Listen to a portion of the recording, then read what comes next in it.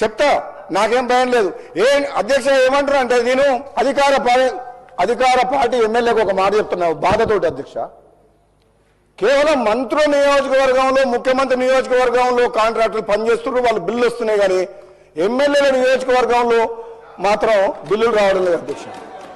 ఇది ఎందుకు? ఎమ్మెల్యే లేకుంటే ముఖ్యమంత్రి మంత్రులు ఉన్నారు అధ్యక్ష. ఈ ప్రభుత్వం ఉందా? ఈ ఎమ్మెల్యేలు అందరూ కలిస్తేనే ప్రభుత్వం గవర్నమెంట్ ఫామ్ అయింది. గవర్నమెంట్ ఫామ్ అయితేనే ముఖ్యమంత్రి మంత్రులు. మంత్రుల చుట్టూ అడుక్కోవాల్సిన పరిస్థితి, ముఖ్యమంత్రి దగ్గర బిల్లు కోసం పోవాల్సిన పరిస్థితి ఏంటి అధ్యక్ష? ఇది చాలా బాధాకరం. ఎమ్మెల్యేలకు ప్రయారిటీ ఇవ్వాలి.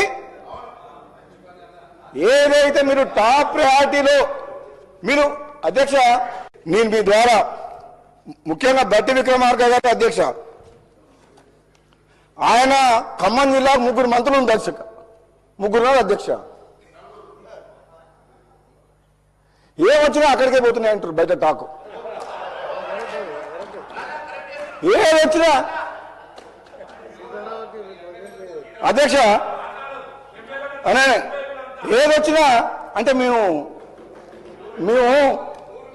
అధ్యక్ష ఒక మాట అధ్యక్ష, ఈ తెలంగాణ ఉద్యమం నడిచింది 60 ఏళ్ల పోరాటం ఈ తెలంగాణ ప్రజల ఆత్మగౌరవం కోసం. తెలంగాణ ప్రజలు కోరుకుంది ఆకలినైనా తట్టుకుంటారు, ఆకలినైనా చంపుకుంటారు, ఆకలికైనా ఓర్చుకుంటారు, కానీ ఆత్మ గౌరవం కోసం బతుకుతారు అని చెప్పి ఈ తెలంగాణ ఉద్యమం నడిచింది అధ్యక్ష. మేము శాసనసభ్యులం ఎంతో మంది తెలంగాణ ఉద్యమం ఉన్నప్పుడు మా సొంత పార్టీని ఎదిరించి కూడా పార్లమెంట్లో తెలంగాణ గొంతు వినిపించి తెలంగాణ తీసుకొచ్చినాం అధ్యక్ష. మాకుండదా అధ్యక్ష? మమ్మల్ని ఎన్నుకున్న ప్రజలు, మాకు ఓటేసి గెలిపించిన ప్రజలు, ఎంపీగా ఎమ్మెల్యేగా గెలిపించినప్పుడు వాళ్ళు అడుగుతుంటే వాళ్ళకు న్యాయం చేయాల్సిన బాధ్యత శాసనసభ్యునిగా నా మీద ఉండదు అధ్యక్ష. ముఖ్యమంత్రి గారు పదే చెప్తున్నారు, నన్ను కొడంగల్ ప్రజలు గెలిపిస్తే నేను ముఖ్యమంత్రి అయినా కొడంగల్ చేసుకుంటా అన్నప్పుడు ఒక శాసనసభ్యునిగా రాజగోపాల్ రెడ్డికి కూడా ఆ ప్రాంత ప్రజలకు న్యాయం చేయాల్సిన బాధ్యత నాకుంది కదా అధ్యక్ష. నేను అదే అడుగుతున్నా అధ్యక్ష. మన ఉత్తమ్ కుమార్ రెడ్డి గారు lift irrigation schemes full Huzur Nagar మొత్తం. హుజూర్ నగర్ లో ఎకరా భూమికి సాగునీరు అధ్యక్ష. హుజూర్ నగర్ లో ఎకరానికి చిన్న లిఫ్ట్లు 5,000 ఎకరాలు అంటే ఒక లిఫ్ట్ పెడతారు అధ్యక్ష. మాకు లిఫ్ట్ లేదు, కాలువ లేదు, రిజర్వాయర్ లేదు, చెరువు లేదు, కుంట లేదు. ఏమనాలి అధ్యక్ష? మేము మునుగోడు నియోజకవర్గ ప్రజలు నన్ను ఎన్నుకున్న ప్రజలకు ఏం చెప్పాలి అధ్యక్ష? మాట్లాడే చేత కాదా నాకు?